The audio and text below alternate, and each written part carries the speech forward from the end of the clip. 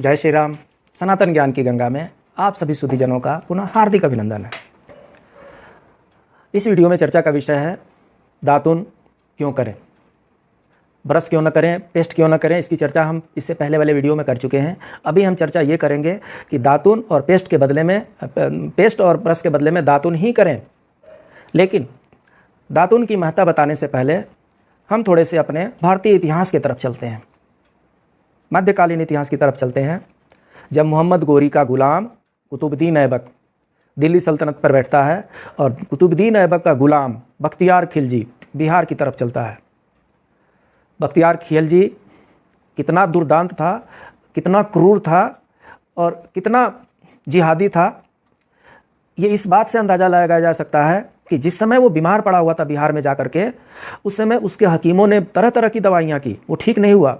ठीक नहीं होने के बाद से कुछ हकीमों ने बताया कि नालंदा विश्वविद्यालय है यहाँ पर और नालंदा विश्वविद्यालय के आयुर्वेदाचार्य को बुला लिया जाता है।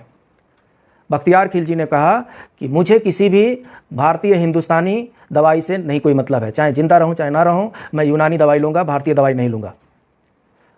उसके सिपा सलाहकारों ने बहुत समझाया कि आपका जीवित रहना बहुत आवश्यक है, आप जीवित रहेंगे तभी हम भारत विजय कर पाएंगे। किसी तरीके से वो तैयार हुआ। तैयार होने के बाद से नालंदा विश्वविद्यालय के आयुर्वेद के विभाग के जो आचार्य थे वो थे Rahul Shribhadra ji. So head of department of Ayurveda of Nalanda university Rahul Shribhadra ji को बुलाया गया। राहुल श्रीभद्र जी को उसने बताया बख्तियार खिलजी कि देखो वैद्य, अगर मैं ठीक नहीं हुआ तो तेरी गर्दन काट दूंगा मैं, और मेरी शर्त एक ये और भी है कि मैं कोई हिंदुस्तानी दवाई नहीं ग्रहण करूंगा। मैं पता नहीं तुम लोग तुलसी खिला करके पता नहीं क्या क्या खिलाओगे और मेरा धर्म भ्रष्ट हो जाएगा, इसलिए तुम मेरी दवाई भी करो और मुझे कोई हिंदुस्तानी दवा खानी भी नहीं है। श्रीभद्र जी ने कहा ठीक है जी, ऐसे ही करेंगे। दूसरे दिन सुबह में श्रीभद्र जी एक कुरान की बुक लेकर के आए। वो कुरान रोज पढ़ा करता था। तो उन्होंने कहा कि आप इस पेज से लेके इस पेज तक आप कुरान पढ़ना है आपको। वो बोला ये पढ़ लेंगे, इसमें तो कोई मुश्किल काम है नहीं। बोला आप कुरान पढ़िए, फॉर एग्जाम्पल 10 पेज से लेकर के और 60 पेज तक आपको कुरान पढ़ना है। ऐसा कहा जाता है कि 1 हफ्ते तक वो कुरान पढ़ा और बख्तियार खिलजी ठीक हो गया।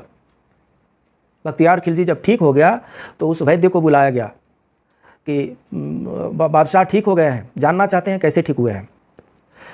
तो जो वैद्य थे राहुल श्रीभद्र जी ने बताया कि एक्चुअली उन्होंने क्या किया था कि कुछ जड़ी बूटियों का रस बना करके उन्होंने, और उस रस को सुखा करके और उस कुरान के पन्ने जहाँ से वो पलटता था उस पन्नों पर उनकी रसों को उन्होंने चिपका दिया था।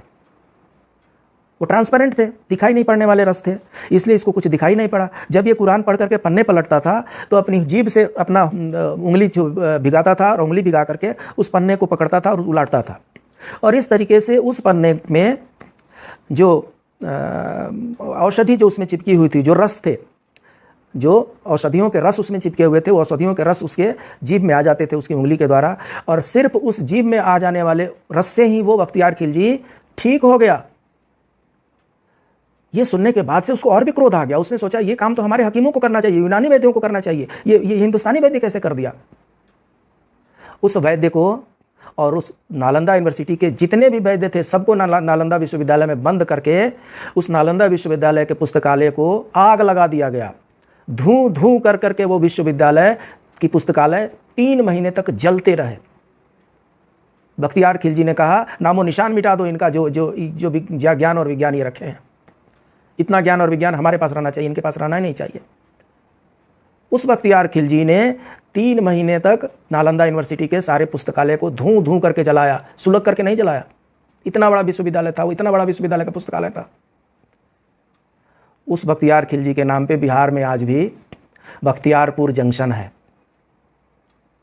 कब तक रहेगा नहीं पता, लेकिन उस आक्रांता ने एक चीज़ तो समझा दिया कि भारतीय वैद्यों के पास ऐसी ऐसी सिस्टम है कि आपको पता भी नहीं चलेगा और आपका रोग भी ठीक हो जाएगा। आपके पास भी है, हमारे सारे पूर्वजों के पास था। विश्वास नहीं हो रहा है? हमारे जो पहले के पूर्वज थे वो दातुन किया करते थे, और दातुन करने से उनके दांतों की कोई समस्या नहीं होती थी, शरीर में भी बहुत प्रकार के कॉम्प्लिकेशन नहीं होते थे। जब हम दातुन करते हैं तो ये जैसे ये नीम है, ये नीम के पत्ते आप देख सकते हैं, और ये नीम का ये दातुन है, ये इसके कोमल ये हिस्से होते हैं। इस हिस्से को आपने ऐसे तोड़ लिया, ये इसका हिस्सा है कि ये दातुन हो गया। इस दातुन को जब हम करते हैं तो इसको अपने दांत से इसको कुचल कुचल करके इसको चबाते जाते हैं हम। चबाने से क्या होता है, जाने अनजाने में इस डंडे में जितने रस हैं, रस मतलब दवाइयाँ, इसमें जितनी भी दवाइयाँ हैं वो सब जाने अनजाने में हमारे दांत, हमारे मसूड़े, हमारे जीभ के द्वारा हमारे पूरे शरीर में पहुंच रहा है। और इस तरीके से हमारे पहले के जो पूर्वज थे उनको किसी दवा की ज़रूरत नहीं पड़ती थी, वो बीमारी नहीं होते थे। जो डेली ऐसे ऐसे दवाओं का ग्रहण किया करेगा, ऐसे ऐसे रसों को ग्रहण किया करेगा, वो बीमार होने के उसके पास चांसेस ही नहीं है। हम भी और आप भी। मैं तो ब्रश के छोड़ दिया है, मैंने पेस्ट मैंने खरीदना बंद कर दिया है और मैं ये दातुन करता हूँ और मुझे बहुत सा फर्क समझ में आने लगा है। आप भी दातुन करें। महर्षि बांग भट्ट जो है अष्टांग हृदयम में लिखते हैं कि दातुन जो होना चाहिए वो ऐसा होना चाहिए कि कसाया करे, मतलब तीखा होना चाहिए, इसमें तीखापन होता है। दातुन ये जितने भी दातुन है, दातुन के करने से कोई सेंसिटिविटी की समस्या नहीं आती है, कोई दांत पीले नहीं होते, किसी प्रकार की दांत में बदबू नहीं आती है। और हैरान करने वाली बात यह है कि आज की जो मार्केटिंग करने वाली जो टूथपेस्ट की कंपनी है वो भी यही कहती है कि ये सब लगा करके हम बना रहे हैं। अरे वो लगा करके 1% 2% बना रहा है। आपके अगल बगल में हज़ारों पेड़ हैं, उनमें से एक दातुन तोड़िए और उसका प्रयोग कीजिए। अगर आपके पास अगल बगल में नीम का पेड़ नहीं है तो आपके पास क्या अदर ऑप्शन हो सकते हैं, उसके बारे में हम चर्चा कर लेते हैं। सबसे पहले हम देख लेते हैं कि अगर हम नीम का दातुन करते हैं तो उससे हमें क्या लाभ होते हैं। सबको पता है नीम जो है एंटीबायोटिक होता है। नीम जो होता है सर्वश्रेष्ठ दातुन है। इसके टहनी की जो रस, इसमें जो रस मिलता है, इससे मसूड़ों की सूजन खत्म हो जाती है, इससे पायरिया नहीं रहता है, दांतों में कीड़े नहीं पड़ते हैं, दांत टेढ़े नहीं होते हैं,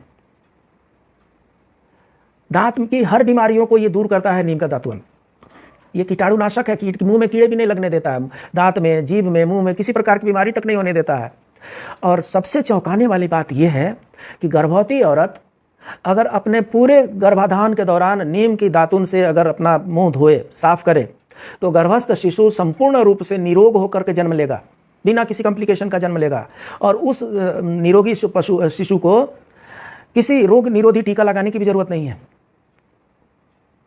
जो गर्भवती स्त्री नीम के दातुन से 9 महीने 10 महीने तक दातुन से मुंह धोती है, वो शिशु को, स्वस्थ शिशु को जन्म देगी। और वो स्वस्थ शिशु को किसी प्रकार के वैक्सीन की भी जरूरत नहीं है, किसी टीकाकरण की जरूरत नहीं है, वो स्वस्थ रहेगा, उसकी इम्यून पावर स्ट्रांग है।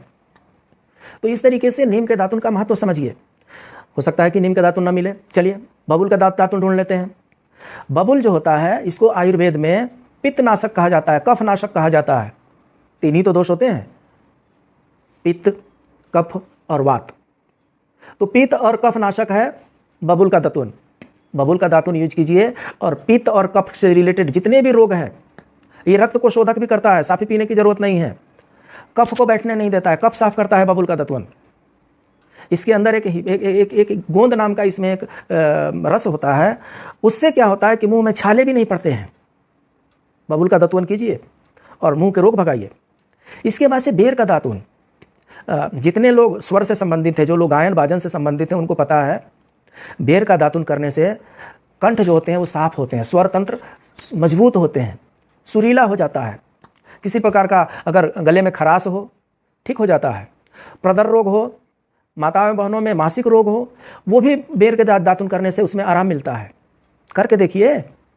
उसके बाद से खैर होता है, जब हम पान खाते हैं तो उसमें खैर और कथा मिला जाता है।